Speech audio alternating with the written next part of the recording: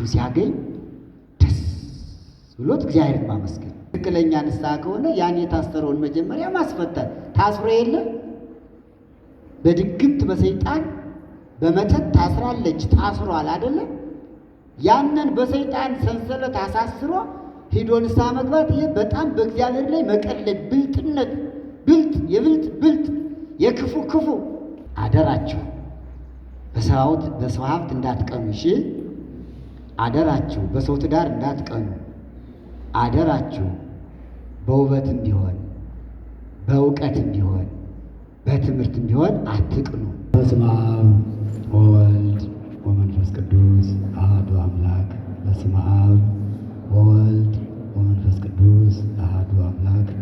በስመ አብ ወወልድ ወመንፈስ ቅዱስ አሐዱ አምላክ አሜን። ፍጥረታትን ሁሉ በስልጣኑ የፈጠረ ያስገኘ የፈጠረውን ፍጥረት ከመፍጠሩ አስቀድሞ የሚኖርበትን የሚለብሰውን የሚበላውን የሚጠጣውን አስቦና አዘጋጅቶ ለፍጥረታት ሁሉ የሚገባውን አሟልቶ የሰጠ በመስጠት ላይ ያለ ወደፊትም የሚሰጥ ስጦታውና ቸርነቱ የማይቀነስ የማይጎድል ሀብቱ ደንበር ወሰን በሌለው ምሕረቱ የሞላ የሁሉ ባለቤት የሁሉ ፈጣሪና ገዥ አምላካችን ፈጣሪያችን ልዑለ ባሕርይ የአንድነት የሦስትነት ባለቤት አንድነቱ ሦስትነቱን የማይጠቀልለው ሦስትነቱ አንድነቱን የማይለየው በስም በግብር በአካል ሦስት በባሕርይ በሕልውና በፈቃድ በአገዛዝ በስልጣን አንድ የሚሆን የአንድነትና የሦስትነት ባለቤት እግዚአብሔር ከዚህ ሰዓትና ከዚህ ዕለት ደርሰን በዚህ መንፈሳዊ ታላቅ አዳራሽ ቤቱ ተገኝተን ስሙን ጠርተን ለማመስገን ክብሩን ለመውረስ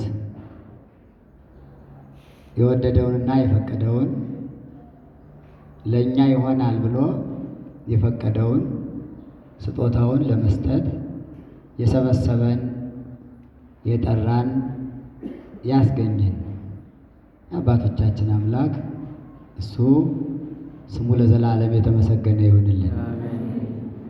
ወላዲተ አምላክ እመአምላክ እመቤታችን ወላዲተ አምላክ የእኛ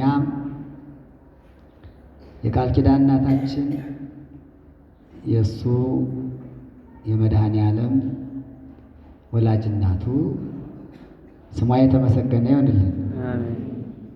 ዓለምን ለማዳን የተሰቀለበት ቅዱስ መስቀሉ በደሙ የከበረ ነውና ለቅዱስ መስቀሉም ስግደትና ክብር ምስጋና ይሁንልን።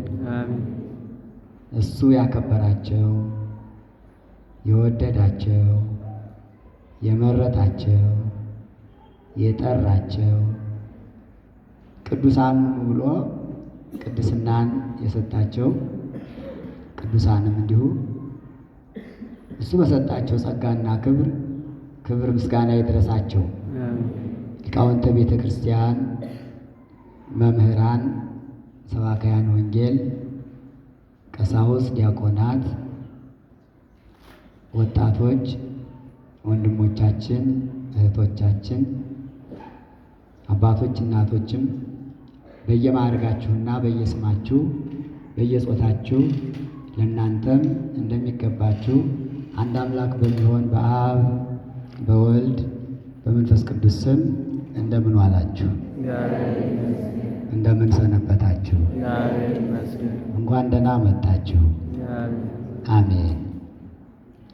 የጠበቀን መከራውን አርቆ በቸርነቱ ጠብቆ ከሰዓቱ ከዕለቱ ደርሰን ከዚህ ተገኝተን እንድናመሰግነው ስለፈቀደልን ስሙ አሁንም በድጋሚ የተመሰገነ ይሆንልን። አሁንም ያለንበትን ሰዓት ባርኮ ቀድሶ እንዲሰጠን ይቺ ሰዓት ለክብር እንድትሆንልን ይቺ ሰዓት አሁን የቆምንባት ሰዓት የጸጋ የበረከት የረድኤት ሰዓት እንድትሆንልን ቅዱስ ፈቃዱ ይሆንልን። ሰዓቱን የሚባርከው እሱ ነው። ቦታውን የሚባርከው እሱ ነው። አገልግሎቱን የሚቀበል እሱ ነው። መዝሙሩንም ጸሎቱንም አገልግሎቱን ሁሉ በዓይነ ምሕረቱ እንዲመለከትልን ቅዱስ ፈቃዱ ይሁንልን። የምሕረት ዓይኑ ወደዚህ ቤት ይመልከት። የምሕረት ዓይኑ በዚህ ቤት ያሉትን ይመልከት። የምሕረት ዓይኑ በዚህ ቤት የቀረበውን መንፈሳዊ አገልግሎት ሁሉ ይቀበለው ይቀበልልን። አሜን። ሰብሳቢያችን እግዚአብሔር ነው። ጠሪያችን እግዚአብሔር ነው። አባታችን እሱ ነው። እኛ ደግሞ ቤተሰቦች ነንና እሱ እንደ አባትነቱ እኛ እንደ ቤተሰቡ ነን። እሱም የአባትነቱን ስራ ለእኛ እንዲሰራልን እኛም ቤተሰቦቹ ነንና የቤተሰብነት ስራችን ሰርተን ከአባታችን ጋር ሳንለይ እስከ መጨረሻው ድረስ እንድንኖር ቅዱስ ፈቃዱ ይሆንልን። እስከ መጨረሻው የኖረ ሰው ነውና በረከት የሚያገኝ እስከ መጨረሻው ድረስ እንድንኖር ይፍቀድልን። ወሶበ ሰማ አብርሃም ከመ ተፄወወ ሎጥ ወልደ አቡሁ። አብርሃም የወንድሙ ልጅ ሎጥ እንደተማረከ በሰማ ጊዜ ሆለቆሙ ለእልያሁ ከእሱ ጋር ያሉትን ወለሰባ ቤቱ ቤተሰቦቹንም ቆጠራቸው። ወኮነ ሁልቆሙ ሰለስተ ምዕተ አሰርተ ወሰመንተ። አብርሃም ቤተሰቦቹን ቢቆጥራቸው ቁጥራቸው 318 ሆነ ይላል። ኦሪት ዘፍጥረት ምዕራፍ 14 ቁጥር 14 ላይ ይህ ቃል ተጽፏል። ከዚህ ኃይለ ቃል ርዕስ እመርጣለሁ። አብርሃም ወገኖቹንና ቤተሰቦቹን ቆጠራቸው፣ ቁጥራቸውም 318 ሆነ ይላል። እዚህ ላይ የአብርሃም ቤተሰብ በሚል ርዕስ እንማማራለን። የአብርሃም ቤተሰብ ቁጥራቸው ስንት ነበረ? 318። ኦሪት ዘፍጥረት ምዕራፍ 14 ቁጥር 14 ላይ ተጽፏል። ወሶበ ሰማ አብርሃም ከመ ተፄወወ ሎጥ ወልደሁ። አብርሃም የወንድሙ ልጅ ሎጥ እንደተማረከ በሰማ ጊዜ ቤተሰቦቹን ቆጠረ። አብርሃም ቤተሰቦቹን ለመቁጠር ምክንያት የሆነው የወንድሙ ልጅ ሎጥ እንደተማረከ በሰማ ጊዜ ነው። አንዳንድ ጊዜ ስራ ሲሰራ ምክንያት አለው። ያለ ምክንያት ስራ አይሰራም።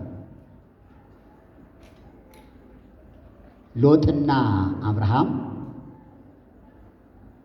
የአጎት ልጅና አጎት ናቸው። እንደሚታወቀው እንግዲህ አብርሃም እግዚአብሔር የመረጠው፣ እግዚአብሔር የወደደው፣ እግዚአብሔር ያከበረው ታላቅ ሰው የብዙዎች አባት እንዲሆንም እንደባረከው በኦሪት ዘፍጥረት ምዕራፍ 12 ቁጥር 1 ላይ ረሰይኩከ አባሆሙ ለብዙኃን የብዙዎች አባት አድርጌሃለሁ፣ ቡሩከ ይኩን ዘይባርከከ የሚመርቅህ የተመረቀ ይሁን፣ የሚረግምህ ወርጉመ ይኩን ዘይረግመከ የሚረግምህ የተረገመ ይሁን ብሎ ራሱ እግዚአብሔር አብርሃም የበረከት አባት እንደሆነ እሱ ብቻ ሳይሆን አብርሃምን የሚመርቅ ሰው ሁሉ የተመረቀ እንደሆነ፣ አብርሃምን የሚረግም ደግሞ የተረገመ እንደሆነ እግዚአብሔር ለአብርሃም ነግሮታል። ምን ያህል እንደሚወደው በጣም ይገርማል። እግዚአብሔር አብርሃምን የሚመርቁትን እመርቃለሁ የሚረግሙን እረግማለሁ ካለ ከእግዚአብሔር በላይ ማን አለ? ከእግዚአብሔር በላይ በረከትንም መርገምንም የሚያመጣ ከእግዚአብሔር በላይ የለም። አብርሃም በረከቱ ከሱ አልፎ ተርፎ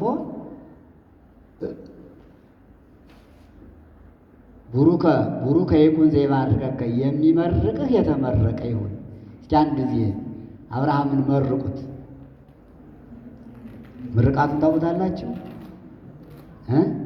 በሉ እስቲ። እኔ ያልኩት ቡሩከ ይኩን ዘይባርከከ ወርጉመ ይኩን ዘይረግመከ የሚባርክህ የተባረከ ይሁን፣ የሚረግም የተረገመ ይሁን ያለ እግዚአብሔር ነው።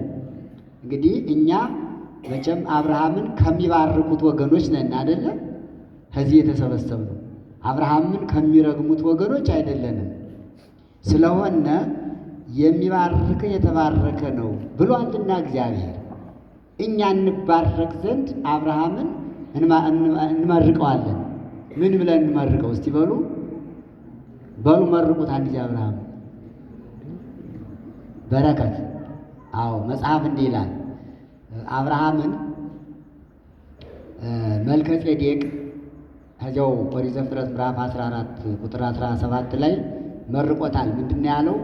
አብርሃም ቡሩኩ ለእግዚአብሔር። ከዚህ አባቶቻችን እንማራለን፣ ምርቃቱንም ከአባቶቻችን። ከዚያው ካህኑ መልከ ጼዴቅ ከአብርሃም ጋር ሲገናኝ መርቆታል። ምን አለው? አብርሃም ቡሩኩ ለእግዚአብሔር፣ አብርሃም የእግዚአብሔር ቡሩክ እግዚአብሔር የባረከ ነው ብሎታልና ይህን ቃል ነው የምንል። በሉ እስቲ አሁን አብርሃም ቡሩኩ ለእግዚአብሔር፣ አብርሃም ፍቁሩ ለእግዚአብሔር፣ አብርሃም ህሩዩ ለእግዚአብሔር። ይሄ ነው የአብርሃም በረከት። መልከ ጼዴቅ በምድር ቅዱሳን መላእክት በሰማይ ይህን ቃል ተናግረውታል።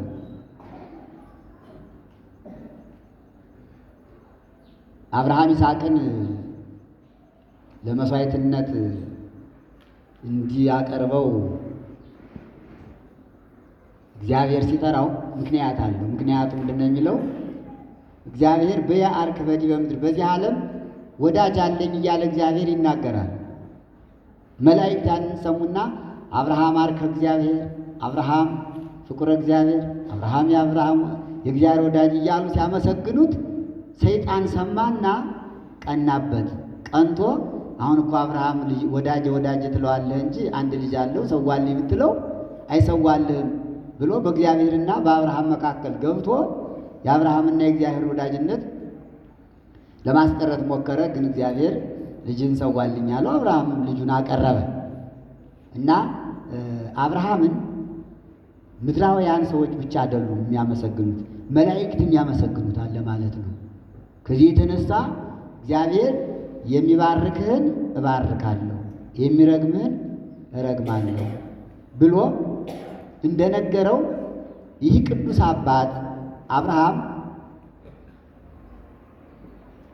ሎጥን ከከላውዲዮን ከካራን ከሳራ ጋራ ይዞት ወጥቷል። ሎጥ ለአብርሃም የሥጋም የመንፈስም ልጅ ነው፣ ዘመድ ነው። አንደኛው የወንድሙ ልጅ ነው። ስለዚህ የሥጋ ዘመዱ ነው። ሁለተኛ ደግሞ አባቱ ነው። እዚህ ላይ ርኅራኄንም እንማራለን። አጎት የሚባለው ለወንድሙ ልጅ ነው አደለ? የወንድም ልጅ ደግሞ የወንድም ልጅ ይባላል። እና ሎጥ አባቱ ጣዖቱ ሲቃጠል በከላውዲዮን እዚያ ዘሎ ገብቶ አራን ይባላል የጣዖት ሰማዕት ሆኖ ነው የቀረ፣ የሎጥ አባት ማለት ነው። ስለዚህ አባቱ ጣዖት አምላኪ ስለነበረ ሎጥ አያቱን ታራ ነው። ታራ አያቱ ነው፣ የአብርሃም አባት ነው። ለእሱ ደግሞ የአባቱ አባት ነው ነበረ። ግን ከአያቱ ጋር ልኑር አላለም። አጎቱን አብርሃምን ተከትሎ ወጣ። አብርሃምን በሁለት ነገር ወዶታል ሎጥ። አንድ ቤተ ጣዖቱን ስላቃጠለ፣ አምልኮ ጣዖትን ስለደመሰሰ፣ እግዚአብሔርን ስለተከተለ ሎጥ አጎቱን በሃይማኖት ወዶታል። አያቱ ታራ ገና በአምልኮ ጣዖት ስለነበረ ጣዖት አምላኪ አያቱን ሳይሆን እግዚአብሔርን የሚያመልክ መምለኪ እግዚአብሔር አብርሃምን ተከትሎ ወጥቷል። በሃይማኖት ማለት ነው። በሃይማኖት አብርሃምም ሎጥን አንተ የጣዖት አምላኪ ልጅ ነህ፣ አባትህ ጣዖታዊ ነው ብሎ አልተወውም። ና ብሎ ከሳራ ጋር አብሮ አስከትሎት ወጥቷል። አሳደገው፣ እስከ ካራን ወሰደው፣ ከካራንም ወደ ከነዓን ወሰደው፣ አሳደገው፣ ልጅ አደረገው። ገና ይስሐቅ አልተወለደም። ስድስቱ ከጌጥራ የተወለዱትም ገና አልተወለዱም። ሎጥ ለአብርሃም ልጅም የወንድም ልጅም ቤተሰብም ሁኖ ነው ያደገ፣ አብሮ የኖረ። የሚገርመው ነገር በጣም የሚገርመው የአብርሃም ቸርነት፣ የሎጥ ታማኝነት እስከ መጨረሻው ድረስ የዘለቀ ሀብትን፣ ዕድሜን፣ ጤናን የሰጠ ዳረው፣ ኳለው፣ አጋባው፣ ሀብቱን ሰጠው፣ ንብረቱን ሰጠው፣ ያለውን ሁሉ ሰጥቶ እንደ ልጅ አድርጎ ነው የዳረው። ሎጥን የወንድሙ ልጅ ነው።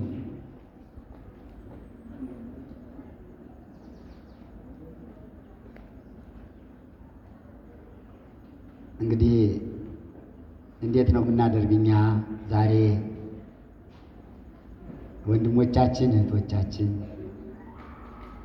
ሲቸግራቸው፣ ሲርባቸው፣ ሲጠማቸው፣ እጓለማውታዎች ሲሆኑ የአባታችን ወንድም አጎታችን ሲሞት የአጎታችን ልጅ እንዴት እያየነው ነው ያለን? እንዴት ታዩታላችሁ? አጎት ብቻ አክስትም አለች። በሴቶች በኩል ደግሞ የአባት እህት አክስት ትባላለች። እሱ አንድ ጊዜ ዜናችሁን ቆም አድርጉና የአባቴ የወንድሙ ልጅ፣ የእናቴ የወንድሟ ልጅ፣ የእህቷ ልጅ የት ነው ያሉ? እንዴት ናቸው? ከማን ጋር ናቸው? ማን ያሳድጋቸዋል? ብላችሁ አንድ ጊዜ አስቡ። እያሰባችሁ ነው? አስቡ።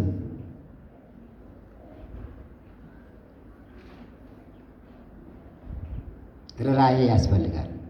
ርኅራኄ ያስፈልጋል።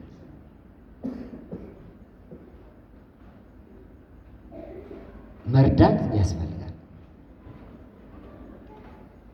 የወንድምን ልጅ፣ የአጎትን ልጅ፣ የአክስትን ልጅ መዳር መኳል ያስፈልጋል። የት ነው ያለህ ብሎ ካለበት ሄዶ መጠየቅ ያስፈልጋል።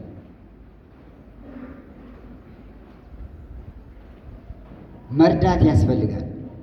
መንከባከብ ያስፈልጋል።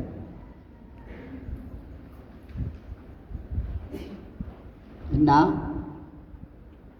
አብርሃም ከሎጥ ጋራ ሎጥ ከአብርሃም ጋራ በከነዓን ሲኖሩ ሁለቱም ሀብታሞች ሆኑ። አያችሁ፣ ደግን ሰው የተከተለ ሁሉ ደግ ይሆናል። ሎጥ አብርሃምን ተከትሎ ስለመጣ ሀብቱ ልክ እንደ አብርሃም ሀብት ሆነለት። እግዚአብሔር ለአብርሃም ነግሮታል። ምንድን ነው ያለው? የሚባርክህ የተባረከ የሚከተልህ ሁሉ የተባረከው ይሁን አይደል ያለው? ሎጥ ማንን ነው የተከተለ? ቡሩክ አብርሃምን ስለተከተለ የአብርሃም ሀብት በሙሉ ለሎጥ ተሰጠው፣ እኩል ሆነ። አሁንም አካሄዳችን የምንከተላቸው አባቶቻችን እንደነ አብርሃም ያሉትን ደጋጎቹን ግን ዛሬ ያሉትን ሳይሆን ብቻ ሳይሆን ልክ እና አብርሃምንም አሁን እንከተላቸዋለን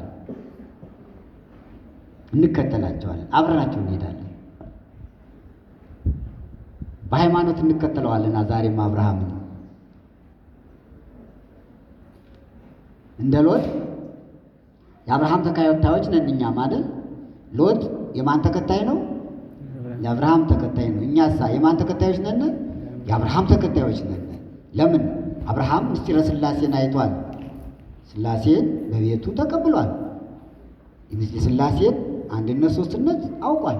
እኛም አብርሃምን የምንከተለው በምስጢረ ሥላሴ ነው። አብርሃም ምስጢረ ሥላሴን እንደተረዳ እኛም ምስጢረ ሥላሴን ተረድተን አብርሃምን ተከትለን የአብርሃም ልጆች እንባላለን።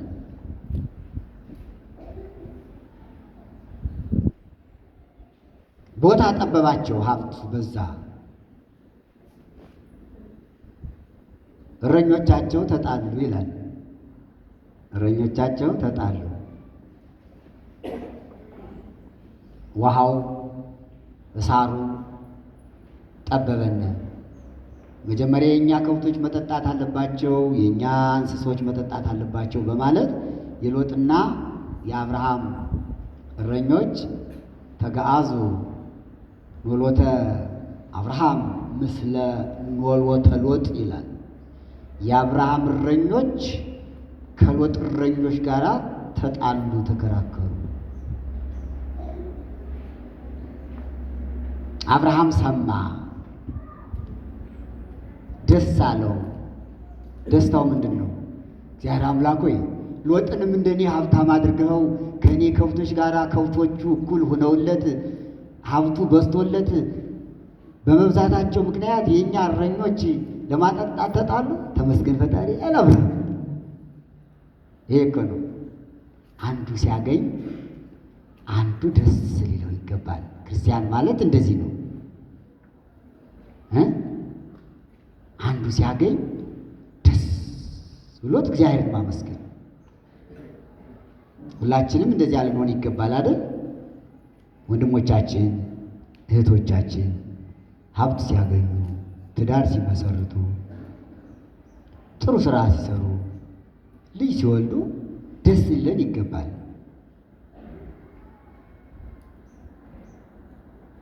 ደስ የማይለው ግን ሰይጣን ነው። በሰው መልካም ነገር በሰው በጎ ነገር ደስ የማይለው ሰይጣን ነው።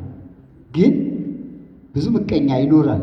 መተተኛ፣ አስማተኛ፣ የሚቀና በባልንጀራው፣ በጓደኛው፣ በትምህርት፣ በእውቀት ብዙ መተት እያስደረገ ከትምህርት ገበታ እንዲርቁ፣ ከትዳር እንዲርቁ የሚያደርግ ይኖራል። ያ የሚረግምህ የተረገመ ይሁን ብሎ እግዚአብሔር የረገመው ሰው ነው። አብርሃም ምንድን ነው ያለው? የሚረግምህ የተረገመ ሰው ነው። በሰው ላይ የሚውል በጓደኛ ላይ ምቀኛ የሚሆን የሚቀና ቀናተኛ ካለ የተረገመ ነው። እግዚአብሔር ነው የረገመው። የሚረግምህ የተረገመ ይሁን ብሎ የረገመው እግዚአብሔር። የሚመርቅህ የተመረቀ ይሁን ብሎ አብርሃም እንደመረቀው ደግሞ በወንድሙ በእህቱ በባልንጀራ በጓደኛ መልካም ነገር የሚያደርግ የተመረቀ ነው፣ የተባረከ ነው። ወንድሞቼ እህቶቼ፣ እኛም በመልካም ነገር ደስ ይበለን። ወንድሞቻችን ሲያገኙ አይክፋን፣ እህቶቻችን ሲያገኙ አይክፋን። ብዙ የሚከፋው ሊኖር ይችላል አይደል? የተተነኮለም ይኖራል። ከመካከላችን ላይ ተንኮል ያደረገ በጓደኛው በባልንጀራው ተንኮል ያደረገ ካለ ንስሐ ካልገባ የተረገመ ነው። በትምህርት ቤትም ብዙ አለ፣ ታውቁታላችሁ። በለጠኝ በለጠችኝ ብሎ ብዙ መተት የሚያስደርግ ይኖራል አይደል? ያስደረገም ካለ ተሳስቷል፣ ስህተት ነው። ያስነሳ ያስደረገውን መተት ሂዶ ያስነሳና ንስሐ ይግባ። ሰውን አሳስሮ ግን ንስሐ መግባት ከመታሰር አያስፈታም። አንድ ሰው በአንድ ሰው ላይ አስደግሞ መተት አስደርጎ ተመቅኝቶ ያ ሰው ከትምህርት ገበታ ከስራ ገበታ ከትዳር እንዲፈናቀል አድርጎ ሂዶ ንስሐ መግባት ይህ በምንም ታምር ንስሐ አይደለም። ትክክለኛ ንስሐ ከሆነ ያን የታሰረውን መጀመሪያ ማስፈታት። ታስሮ የለም በድግምት በሰይጣን በመተት ታስራለች፣ ታስሯል አይደለም? ያንን በሰይጣን ሰንሰለት አሳስሮ ሂዶ ንስሐ መግባት ይሄ በጣም በእግዚአብሔር ላይ መቀለድ፣ ብልጥነት፣ ብልጥ የብልጥ ብልጥ የክፉ ክፉ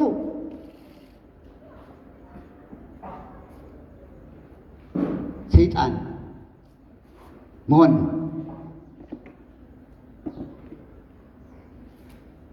በወንድሙ ላይ ወንድም ሲባል በስጋም በነፍስም በመንፈሳዊ ተዘምዶ ሁሉ ወንድም ነው፣ እህት ነው ማለት ነው። አብርሃም ደስ አለው በሎጥ ሀብት ማግኘት ደስ አለው። እስቲ በሉ አብርሃም በሉ። አብርሃም ሎጥ ሀብት ስላገኘ ደስ አለው። አብርሃም ሎጥ ትዳር ስለመሰረተ ደስ አለው። አብርሃም ሎጥ ከሱ ጋር በሀብት ስለተካከለ ደስ አለው። እኛስ ሲስተካከለን በሀብት ደስ ይበለን ወይስ ይክፋል? ደስ ሊለን ይገባል። ይሄ ነው ቅናት፣ ምቀኝነት፣ ተንኮል በወጣቱ ይበዛል። የለም ወጣትነት ለብዙ ነገር ይዳርጋል። አደራችሁ በሰው ሀብት እንዳትቀኑ፣ እሺ? አደራችሁ በሰው ትዳር እንዳትቀኑ። አደራችሁ በውበትም ቢሆን በእውቀትም ቢሆን በትምህርትም ቢሆን አትቅኑ። እግዚአብሔር የሰጠውን ሀብት በመተት ማስቀረት ሰውን ሳይሆን እግዚአብሔርን፣ አንተ እግዚአብሔር ለሱ ይህን ሀብት ለምን ሰጠኸው፣ ለእሷ ለምን ይህን ሀብት ሰጠሃት ብሎ እንደ መውቀስ እኮ ነው። መቼስ ሁሉን የሚሰጥ እግዚአብሔር አይደለም? ታዲያ እግዚአብሔር የሰጠውን ቢሰጥ ምን ችግር አለ?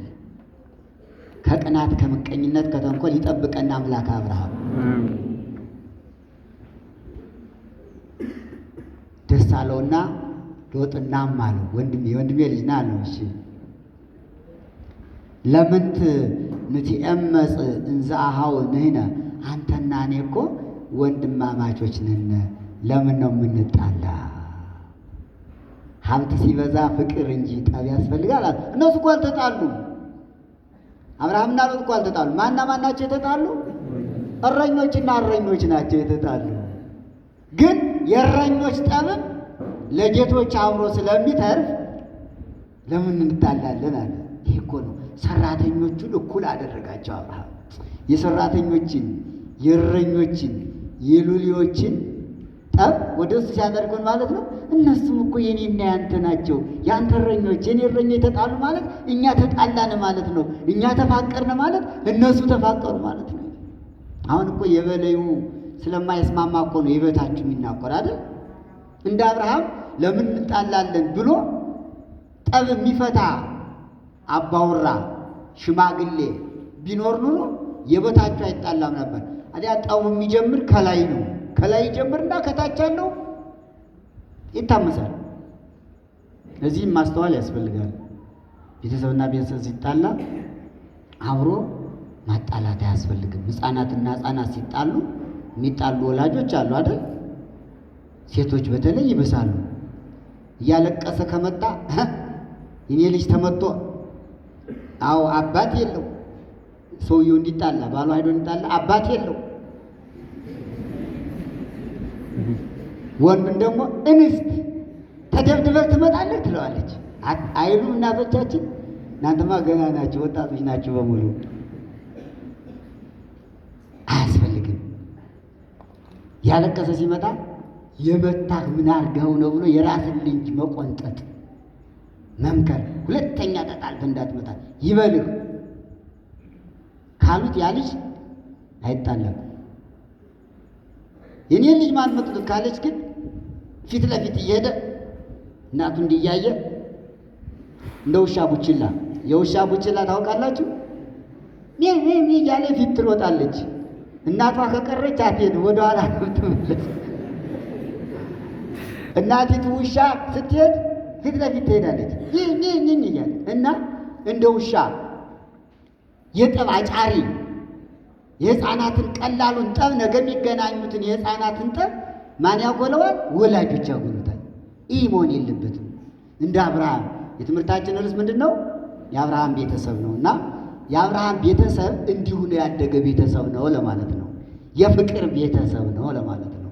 እረኞች ቢጣሉ እረኞችን የሚያስታርቅ ቤተሰብ ነው። ቤተሰብ ቢጣላ ቤተሰብን የሚያስታርቅ አባውራ ነው። እማውራ ሳራ አለች፣ የሎጥ ሚስት አለች።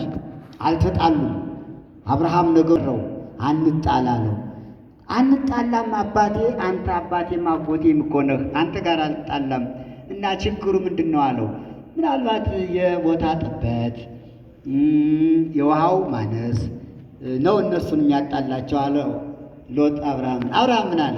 ላል እኮ ነው እኔ እናንተ አይደል? እግዚአብሔር ደግሞ ለአብርሃም ከነዓንን ሲያሳየው ታላቅ ዛፍ አለ፣ ከዚያ እስከዚህ ድረስ ለልጆችህ ርስት አድርጌ ሰጥቻለሁ ብሎ ወበካህ ለዛት ሀገር እስከ እጽ ነዋህ እስከ ታላቁ ዛፍ ድረስ ከኬብሮን ጀምሮ ለአንተና ለልጆችህ ርስት አድርጌ ሰጥቻለሁ ብሎ ቃል ሰጥቶታል እግዚአብሔር። ያ ርስት እግዚአብሔር የሰጠው ርስት ነው። አጠቃላይ ኢየሩሳሌምን በሙሉ አውርሶታል አብርሃም። ከነዓንን፣ ኬብሮንን፣ አዜብን፣ ቤቴልን እስከ ቀራንዮ ድረስ ያለውን ሁሉ ለአብርሃም ሰጥቶታል። ሎጥ ይህንን አላወቀም ነበርና ጠቦነ ነው ሲለው አይዞህ እኮ ሁለት ከማዶ እስከምታየው ድረስ ሰዶም የኛ፣ ገሞራ የኛ፣ አዳማ የኛ፣ ሱባማ የኛ፣ ሲባዮን የኛ፣ አምስት ሀገሮች። እነዚህ አምስቱ ሎጥ ሂዶ ያረፈባቸው አምስት ሀገሮች ናቸው፣ ኋላም በመከራ የጠፉት። ይህ ሁሉ ከኛ ነው ማዶ አለው። ኬብሮን ላይ ሆኖ ነው የሚያሳየው። ዮርዳኖስ እንዲህ በምስራቅ ነው ያለ፣ ሰዶም ገሞራ በዚህ ነው ያለ።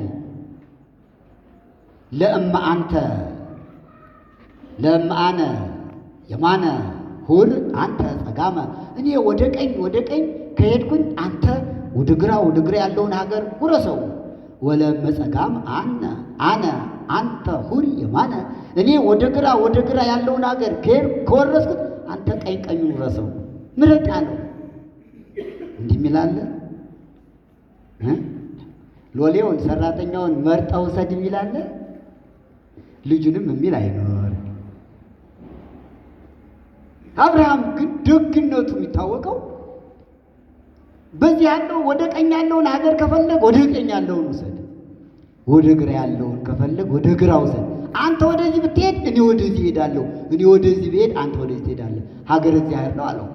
ሀገር እግዚአብሔር ነው። ይሄ እግዚአብሔር ስጠኝ ሀገር ስለሆነ ሁሉንም ስለሰጠኝ እኔ አልመርጥም፣ አንተ ምረጥ አለው። እንዲህ ያለ ዘመን እኮ ነው። እንዲህ ያለ ቤተሰብ ነው። ስስት ትንፍገት የሌለበት ይህ ለእኔ ይሁን ይህ ለአንተ ይሁን የማይባልበት ዘመን ነበረ፣ ቤተሰብ ነበረ። ሎጥ እንዲህ ሲያይ ወደ ምስራቅ ዮርዳኖስ እዚያ ነው ይታያል።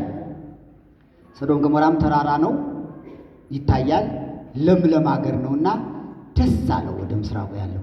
እንግዲህ እኔ ወደዚህ ልሂድ አለ ሎጥ። ደስ ካለ ሂድ አለው። ደስ ያለውን ለሰው መስጠት ለእግዚአብሔር መስጠት የሚባለው ለዚህ ነው። ለእኔ ማለት ግን ስግብግብነት ነው አይደለም። አብርሃም አይ በል ይህን ለእኔ ይህን ላንተ አላለው። መርጠህ ውሰድ፣ መርጠህ ደስ ያለህን ውሰድ። ፍቅር እንዲያ ነው የሚመጣ። ፍቅር የሚመሰረት እኮ ከምርጫ፣ ከስጦታ፣ ከመስጠት፣ ከመቀበል ፍቅር ይመሰረታል።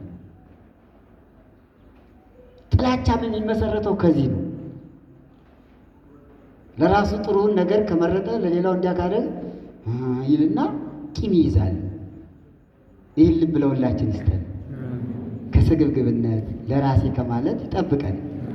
አዎ እናስቀድም፣ ለሌሎች እናስቀድም። ሄደ ሎጥ እንዳለ እስከ ዮርዳኖስ ድረስ ከብቱ ሀብቱ ንብረቱ ሞላ በዛ። በሰዶም ሀገር ሄደ ተቀመጠ። በዚህ ሀገር እያለ እንደገና ኮሎዶ ጎሞር የሚባሉ 4 የአሕዛብ ነገስታት ነበሩና በዚያች ሀገር 5 ነገስታት ነበሩ። የ5ቱ ሀገሮች ቅድም ያልኳችሁ አዳማ፣ ሱባማ፣ ሲባዮን፣ ሰዶም፣ ገሞራ እነዚህ 5 ሀገሮች ናቸውና የዚያች ሀገር 5 ነገስታት ነበሩ። የእነዚያ የበላይ ደግሞ 4 ነበሩ። አሁን 4ቱ 5ቱን የበላይ ሆነው ይገዟቸው ነበርና እነዚህ 5ቱ ነገስተ ሰዶም ከጊዜ በኋላ ወምድር 10ቱ ወክልኤቱ ክረምት አጽረሩ ነገስተ ሰዶም ይላል።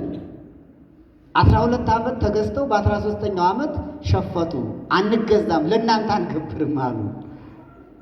ሎጥ ያለባት ሀገር ነገስታት እነዚያ ኮሎዶ ጎሞር ይባል ደግሞ ኃይለኞች ናቸው። መጡ፣ ጦርነት ገጠሙ። ያን ጊዜ ማን አሸነፈ? የኮሎዶ ጎሞር ነገስታት አሸነፉ። 5ቱ ነገስታት ድል ሆኑ። ሎጥ ያለባት ሀገር በዚህ ጊዜ 5ቱ ነገስታት ድል ሲሆኑ ሀገሩን ማርከው ወሰዱ። በዚህ ጊዜ ማን አብሮ ተማረከ? ማን ተማረከ? ሎጥ። ይህ ነው እንግዲህ የወንድሙ ልጅ ሎጥ እንደተማረከ በሰማ ጊዜ አብርሃም ቤተሰቡን ቆጠረው ያለው በዚህ ምክንያት ነው። እንዴት ተማረከ? ሎጥ ምን አድርጎ ነው የተማረከ? ክፉ ሰው ሆኖ አይደለም። ግን ከክፉ ሰው ጋር አይኖር መቼም አንዳንድ ጊዜ ችግር አያጣው።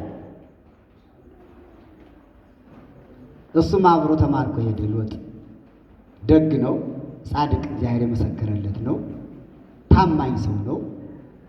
አብርሃም ነው ያሳደገው፣ ተቀጥቶ ነው ያደገ። ይገርማቸዋል። ሰዶምና ገሞራ የሚባሉት ሀገሮች የግብረ ሰዶም ሲሰሩ ሎጥና ልጆቹ ሚስቱ ናቸው የወጡ አይደለም። ከአብርሃም ጋር ስላደገ እኮ ነው ሎጥ ከሶዶማውያን ጋር ግብረ ሰዶምን እኮ ያልተቀላቀለ ማን ስላሳደገው ነው? አጎቱ እኮ ነው ያሳደገው። አሁን ብዙዎቻችን እኮ አጎቶቻችን ያሳደጉን እንኖራለን አለን። ጥሩ አጎት፣ ካህን አጎት፣ መምህር አጎት ያለው ግድ አባትና እናት ብቻ አይደለም የሚያሳድጉ፣ መምህራን ኮትኩተው ያሳድጋሉ። አረጋውያን አዛውንቶች ያሳድጋሉ፣ ይኮተኩታሉ። ልጅ እድገቱን ነው የሚመስል። ሎጥ በሰዶም እየኖረ ከሰዶማውያን ግብር ያልተቀላቀለ አብርሃም ስላሳደገው ነው። እንዲሁም አባቶቻችን ምን ያሉ? ጥሩ ልጅ ሲያዩ ትትና ያለው ልጅ፣ ትትና ያላት ልጅ እንደ ርብቃ ያለች ውሃ ስትቀዳ የያቡርን ገመሎች እንዳጠጣችለትና ለይስሐቅ እንደታጨች እንደሷ ያለች ሴት ልጅ፣ እንደ ይስሐቅ ያለ ታዛዥ ልጅ ሲያዩ ምን ይላሉ? አሳዳጊህን እስቲ በሉ አሳዳጊህን፣ አሳዳጊሽን ብለው ይመርቃሉ መንገድ ላይ። ለካ ችግሩ ያለ ካሳዳጊ ነው ማለት ነው አይደል? እውነቴን እኮ ነው። ችግሩ ያለ ለካ አሳዳጊ ልጅ ነው ማለት ነው። ምክንያቱም አሁን የተመረቀ ያደግ ልጅ የተመረቀ እሱ ሳይሆን ማንን ያስመረቀ? አሳዳጊውን እኮ ነው። አሳዳጊህን ይባርከው፣ አሳዳጊሽን ይባርክ። የሚያስመርቁነ አሳዳጊዎቻችን ናቸው። እኛም ጥሩ ስራ ከሰራን የምናስመርቅ ማንን ነው? ያሳደጉንን እኮ ነው። እንዲህ ያለ ትውልድ ነው የሎጥ ቤተሰብ። አሳዳጊውን የሚያስመርቅ ቤተሰብ ነው። ራሱን የሚመርቅ ቤተሰብ ነው። እኛም እንደዚሁ መሆን ይገባናል ነው አይደል? አዎ አሳዳጊያችሁን ይባርከው፣ አሳዳጊህን አሳዳጊሽን እንድንባል ደግ ስራ መስራት ነው። ትልቅ ሰው አለማቋረጥ፣ አለመሳደብ፣ አለማዋረድ፣ ከክፉ ነገር አለመቀላቀል።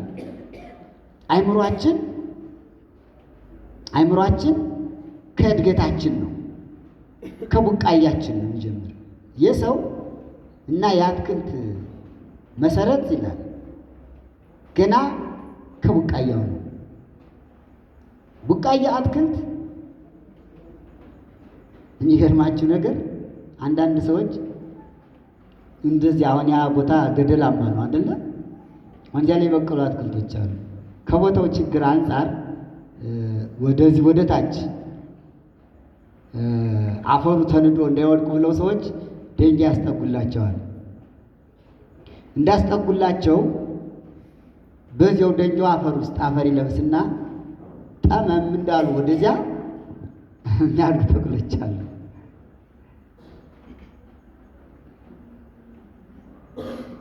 አንዳንዶቹ ደግሞ ቀጥ ብለው የሚያድጉ ተክሎች አሉ። አሁን አትክልቶች ስናያቸው ታላላቅ ዛፎች በሙሉ የተጣመመ ከመካከል ላይ እንዲህ የጎበጠ የምናየው ከአትክልቱ ከመጀመሪያው ላይ ያለው ጎባጣነት አብሮ አደገና ከላይም ሲደርስ እንደጎበጠ ነው። አልተቃናም። በአትክልቱ ገና በብቃየነቱ አልተቃናም። እያደገ አትክልት ተካዩን ይመስላል ይላሉ። እንደ ተካዩ ነው። ተንከባክቦ አቃንቶ ያሳደጉት አትክልት ቀጥ ያለ ይሆናል። እያጣመሙ ከብቱ እየረገጠው ምን እያለው ካደገ ግድግድ ያለ ይሆናል። እንኳን ለቤት መስሪያ ለማገዶ እንኳን የሚያስቸግር እንጨት ገጥሟችሁ ያውቃል? አልፈለጥም እያለ ገጥሟችሁ ያውቅም? አልፈለጥ ነው ወድቆ የሚኖር አሁን ይኖራል በየእንትኑ። ቤት ሁን አልሆንም፣ ማገዶ ሁን አልሆንም። ከመጥረቢያ ጋር ራሱ የማይስማማ እንጨት ገጥሟችሁ ያውቅም? ከመጋዝ ጋር ራሱ የማይስማማ ጉጥ ሆኖ መጋዙን እየሰበረ ስንት መጋዝ የሰበሩ እንጨቶች አሉ። ስንት ምሳር መጥረቢያ የሰበሩ እንጨቶች አሉ። ይገርማቸዋል። አሁን እነዚያ ጥሩ አድርጎ ተካይ ስላላሳደጋቸው ነው እንጂ እንጨቶች አይደሉም። ሰውም እንደዚህ ነው። ከታናሽነቱ ጀምሮ አይምሮ በሃይማኖት በምግባር ታንጾ እንደ ሎጥ ተኮትኩቶ እንደ ይስሐቅ እንደ ያዕቆብ በምግባር በሃይማኖት ያደገው አይምሮና ልቡና ቀጥ ያለ ፍቅር አለ።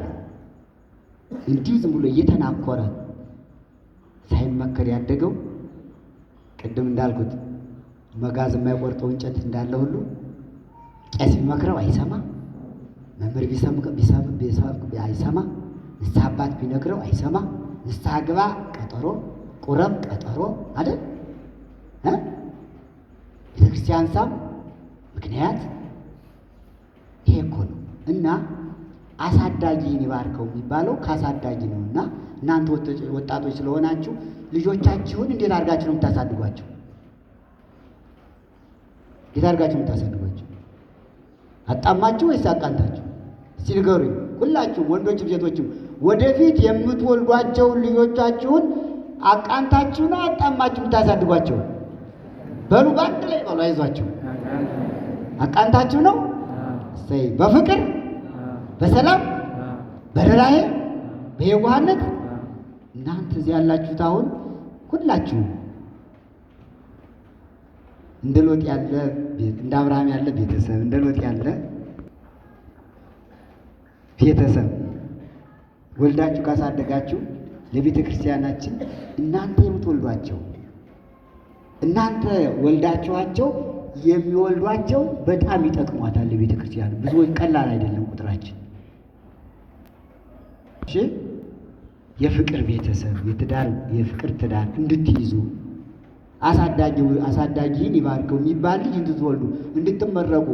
አባትና እናት እኮ በልጆቻቸው ምግባረ ሰናይ መንገድ ላይ ይመረቃሉ። መንገድ ላይ እኮ ነው፣ ሳያበሉ ሳያጠጡ ሳያለብሱ መንገድ ላይ ጥሩ ልጅ ቁሞ ሳያቋርጥ ካሳለፈው ሽማግሌውን የማነ ልጅ ይለዋል።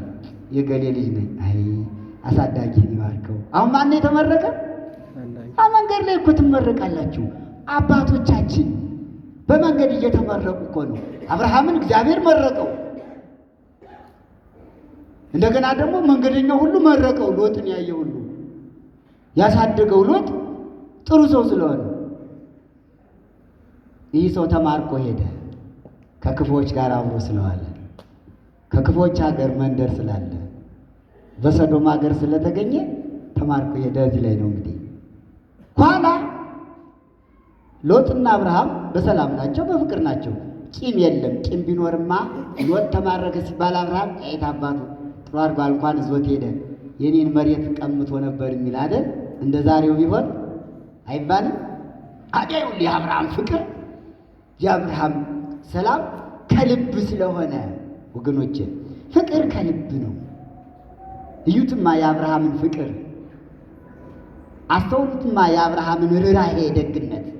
በወንድሙ ልጅ በሎጥ መሬትን ተካፈለኝ ርስቴን ወሰደብኝ ብሎ ቅንጣት ያህል ቅሬታ የሌለው ፍቅሩ ያልተቀነሰበት፣ ፍቅሩ ያልተለወጠበት ፍቅረ አብርሃምና ፍቅረ ሎጥ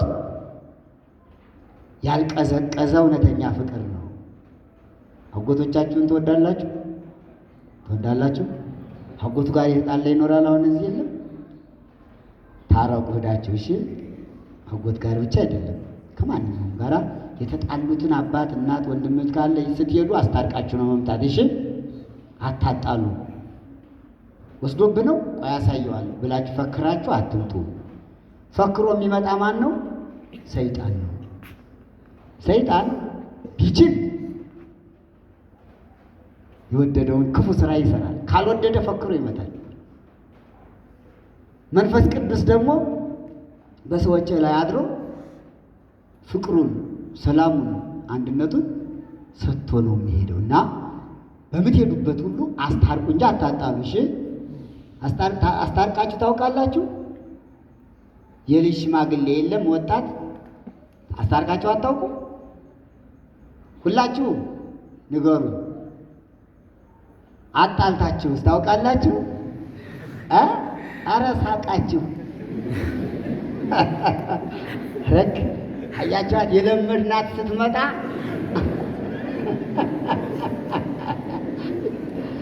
ማስታረቅ እንግዳ ሆነ ማለት ነው። ማጣላት ተለምዶ ፍግግ የምንወደው ስንመጣ አይደለም ምስቅ ግን ትወዱታላችሁ ማለት አይደለም።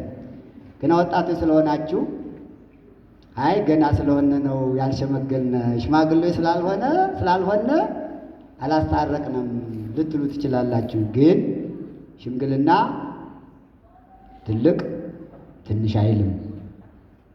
ፍቅር፣ ሰላም ለሁሉም ተሰጥቷል። ለሁሉም ሰጥቷል መድኃኒዓለም ክርስቶስ።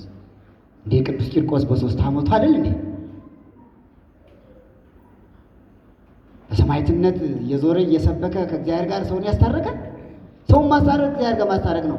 ሽምግልና እኮ ገና ከሕፃንነት ነው የሚጀምረው እና ሽማግሎች እንድትሆኑ አደራችሁ። በእድሜ አይደለም፣ እድሜያችሁማ ገና ይስጣችሁ።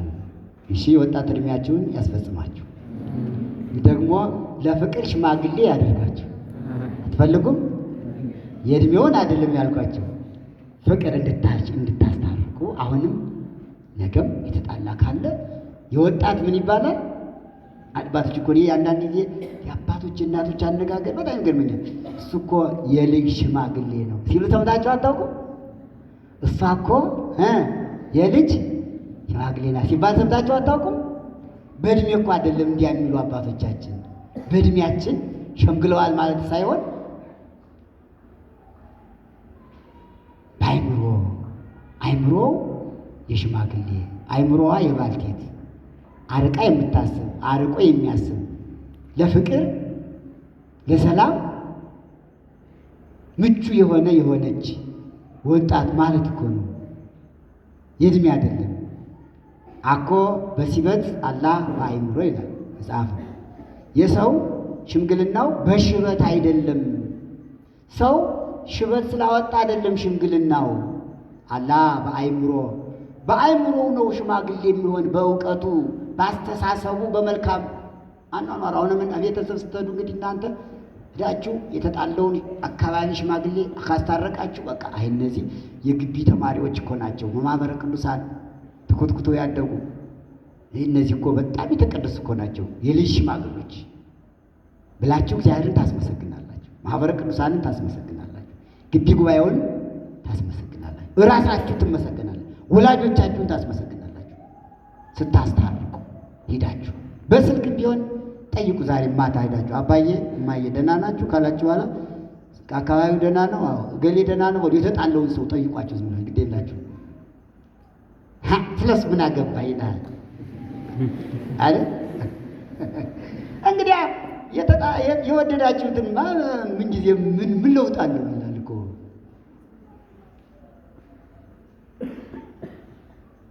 መድኃኒዓለም በወንጌል ሲያስተምር ምንድን ነው ያለው መድኃኒዓለም ክርስቶስ?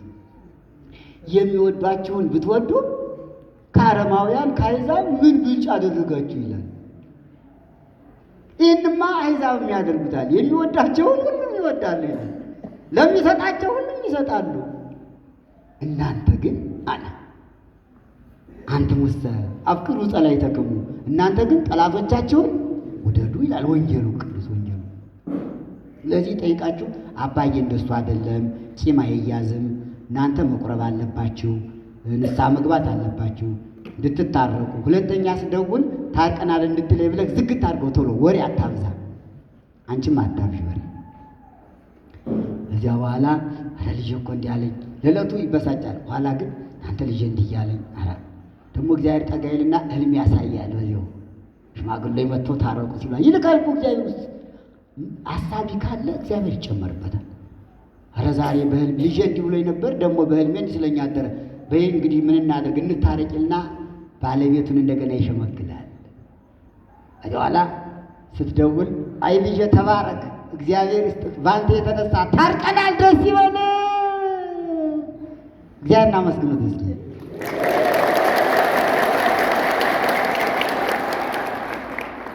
ቤተ ክርስቲያናችን ተስፋን ጨምራ ነው የምታስቀምጥ። መንግሥተ ሰማያትን የምንጠብቃት በተስፋ አይደል? እንዴ አይተናታል? አላየናትም። በተስፋ ነው የምንጠብቃት። ስለዚህ ስለ ፍቅር፣ ስለ ሰላም፣ ስለ አንድነት ተስፋ ስላለ የታረቀ ሰው ሁሉ የሚያስታርቁ ብፁዓን ናቸው። ማቴዎስ ወንጌል ምዕራፍ 5 ታውቁት የለም? ብፁዓን መሐረያን ብፁዓን ለይገብሩ ሰላም፣ ሰውን ከሰው ጋር የሚያስታርቁ ብፁዓን ናቸው። እና እዚሁ ናችሁ በሞባይል አስታርቁ፣ ብፁዓን እንድትባሉ አስታርቁ፣ እንዳታጣሉ። እሺ፣ እግዚአብሔር ፍቅሩን ያሳድርብን። የአብርሃም ቤተሰብ አይደል? የአብርሃም ቤተሰብ እንዲህ ነው፣ ፍቅር ነው። የተጣላ የሚያስታርቅ ቤተሰብ ነው የአብርሃም ቤተሰብ። የጠፋ የሚፈልግ ቤተሰብ ነው የአብርሃም ቤተሰብ። የወጣ የሚመልስ ነው። ራሱን ለጠፋ ሰው አሳልፎ የሚሰጥ እኮ ነው። ልንመጣበት ነው፣ እንደርስበት ነው። ልቡ ፍቅሩ ከልብ ስለሆነ አብርሃም ሎጥን ስለሚወደው ወመፁ ሰብ ወዜነውዎ ለአብርሃም፣ ሰዎች መጥተው ለአብርሃም ነገሩት። ወይቤልዎ ሎጥ ተጸወወ፣ የወንድም ልጅ ሎጥ ተማረከ ብለው ነገሩት። በጊዜ ነበር አብርሃም ወሶበ ሰማ አብርሃም ከመ ተጸወወ ሎጥ ወልደ እሁ፣ የወንድሙ ልጅ ሎጥ እንደተማረከ በሰማ ጊዜ አብርሃም ሆለቆ እሊያው አብሮ ያሉትን ሰዎች ቁጠሩልኝ አለ። ወዲያው ዝግጅት ነው። የዋሊደር ምን የለም። አንዱ ከፍቅር ቤተሰብ አንዱ ቢጎዳ ሁሉም ይጎዳል። ቅዱስ ጳውሎስ አንዲት አካል ከአካላችን ይላል አንዲቱ ብትጎዳ ሁሉም አካል ስራ ይፈታል ይላል። ክርስቲያንም እንደዚህ ነው። አንድ ክርስቲያን እንዳይጎድል፣ አንድ ክርስቲያን እንዳይማረክ፣ አንድ ክርስቲያን ወደ ምንፍቅና እንዳይሄድ፣ አንድ ክርስቲያን ወደ አምልኮ ጣዖት እንዳይሄድ፣ አንድ ክርስቲያን የሰይጣን ምርኮኛ እንዳይሆን ከሆነ በዚያው እንዳይቀር፣ አንዲት እህት ወጥታ እንዳትቀር፣ አንድ ወንድም ወጥቶ እንዳይቀር ቶሎ ተነስቶ መቁጠር፣ ቶሎ ተነስቶ መፍቀድ። ስንት ሰው አለ ማለት፣ ስንት ሰባኪ አለ፣ ስንት ዘማሪያን አሉ፣ ስንት ሰንበት ተማሪዎች አሉ። አንድ መካከላችን አንድ ሰው ወደ መነፍቅና ቢሄድ መናፍቃን ቢወስዱት ወዲያው መቆጠር፣ ራስን መቁጠር ነው። እንዴት እንመልሰው ማለት ነው። እዚህ ያላችሁት ወጣቶች ብዙዎች ናችሁ። ዛሬ ርዕስ የመረጥኩት የሎጥ ቤተሰብ ያልኩት እናንተም እንደ አብርሃም በቁጭት ተነስታችሁ አንድ የተማረከ አንድ የጠፋ ሰው ካለ እንድትመልሱትና እንዲመለስ ነው። የወጣ ሰው እንዲቀር አያስፈልግም። ያስፈልጋል? ከቤተ ክርስቲያን የወጣ አንድ ወንድም ካለ አንድ እህት ካለች እንቆጣጠራለን። ሰብስቡልኛለን። የሎጥን መማረክ ሰምቶ እኮ ነው። ተቆጨ፣ ተናደደ፣ ተበሳጨ። ማን ስለጠፋ? ማን ነው የጠፋ? መጨረሻ ምስጢሩ ላይ ስንገባ እኛም ዛሬ የጠፋውን አይተን መቼም እንደ አብርሃም ሳንቆጥር አናድርም ዛሬ ይመስለኛል። ምሳሌ ስላለው ቅዱስ ጳውሎስም ተናግሮታል። ቁጠሩልኝ አለ። ተሰበሰቡ። እንዳውም እናንተ ሲሰበሰቡ ወኮነ ሁልቆሙ ሰለስተ ሚተ አስርተ ወሰመንተ ሲቆጠሩ ከአብርሃም ጋር ያሉ ሰዎች ስንት ሆኑ? 318። ስንት ቤተሰብ ይዟል? አየው። ከዚህ ሁሉ እኮ አንድ ልጅ አልወለድም። አየው። ይህ እኮ ነው ደግነት። ሰውን ሁሉ ሰብስቦ አብሮ ማብላት፣ አብሮ ማጠጣት። አያችሁ? የአብርሃም ቤተሰብ እኮ ቅድም የአብርሃም ቤተሰብ የወለዳቸው ናቸው አይደሉም። ይሄ እኮ ነው አብሮ መብላት፣ አብሮ መጠጣት፣ ዘረኛ አለመሆን። አብርሃም ሀገሩ ከለዳ ነው። ከከለዳ የሁሉ ሰው የሀገሩ ሰው ነው። 318 ሰዎች ተከትለውት መጥተዋል። መጽሐፍ ቅዱስ የሚነግረን አብረውት የመጡ ሳራና ሎጥ ብቻ ናቸው። ሁለት እንያዝ እስቲ።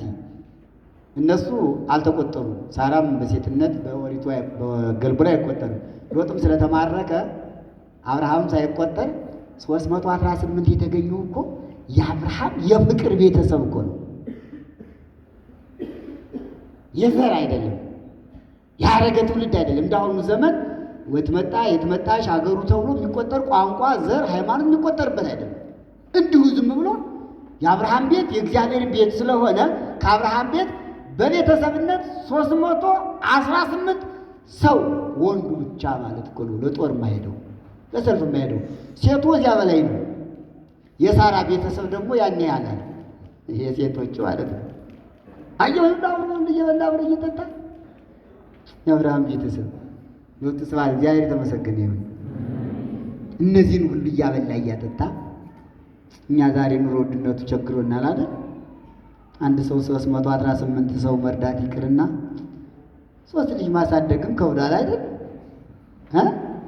አዎ። ለምን መሰላችሁ? እንደነ አብርሃም ደጎች፣ እንደነ ሎጥ ደጎች፣ ዘመኑም ደግ ሰዎች ብቻ አይደሉም፣ ዘመኑም ደግ ሲሆን ነው። እውነቱን ለመናገር የዘመንም ደግ አለው። እውነቱን ለመናገር ደግ አለው። አሁን ይሄን ዲዮቅልጥያኖስ እነ መክስምያኖስ አብያተ ክርስቲያናትን ዘግተው አብያተ ጣዖትን የከፈቱበት፣ አብያተ ክርስቲያናት የተቃጠሉበት፣ መጻሕፍት የተቆነጻጸሉበት የተቃጠሉበት፣ ምዕመናን የታረዱበት፣ የተሰዉበት፣ የተሰደዱበት ዘመን ስም አለው። ስሙ ማን ይባላል? ዘመነ ሰማዕታት። የዘመኑ ቁጥር 40 ነው። አሁን ይህ ክፉ ዘመን ነው የሚባል። በሀገራችንም እኮ አለ። የዮዲትን ዘመን ክፉ ዘመን ብለን አይደለም የምንመዘግበው? በታሪክ ተመዝግቦ የለም? ዮዲት ጉዲት ኢትዮጵያዊት ተብላ ቤተክርስቲያናትን ያቃጠለችበት ምዕመናን ያስፈጅበት የግራኝ 15 ዓመት ቤተክርስቲያናትን ያቃጠለበት ይህ ሁሉ ክፉ ዘመን ተብሎ ተመዝግቦ ይል በታሪክ እና የዘመንም አንዳንድ ጊዜ ችግር አለ፣ ክፉ ዘመን አለ እንዳለ ቅዱስ ዳዊትም ተናግሮታል። በሞይለ እኩያት ይላል። በክፉ ዘመን እግዚአብሔር የደጋጎች ልጆች ያበላቸዋል ይላል። በጎ ዘመን እንዳለ ልታይ ከወደድክ ይላል ነቢዩ ዳዊት። ልጄ ይላል ሲመክር በጎ ዘመን ልታይ ከወደድክ ይላል ክላል ልሳነ ከመኩይ አንደበትህን ክፉ ከመናገር ከልክል። መኑ ውእቱ ብእሲ ዘይፈቅድ ኀይወ ይራይ ኃይለ ሰናያተ። በጎ ዘመን ሊያይ የሚወድ ማን ነው ካለ በጎ ዘመን ካለ ክፉ ዘመንም አለ ማለት እኮ ነው። አያችሁ፣ የዘመንም ክፉ አለው የዘመንም በጎ አለው እና ዘመኑም በጎ ሲሆን ሰውም በጎ ናልና እና አብርሃም የእንግሊዝ ዘመኑም ደግ እነሱም ደጋጎች ነበሩ። ደግሞ እኛ ዛሬ ያው እንዲያሆንና እንኳን 318 ሰው 3 ሰውም እንኳን መመገብ ያልተቻለበት ዘመን ነውና የእነሱን ዘመን ይስጠን መድኃኔዓለም። አሜን። የእነሱን በረከት ያድለን። 318 ሰው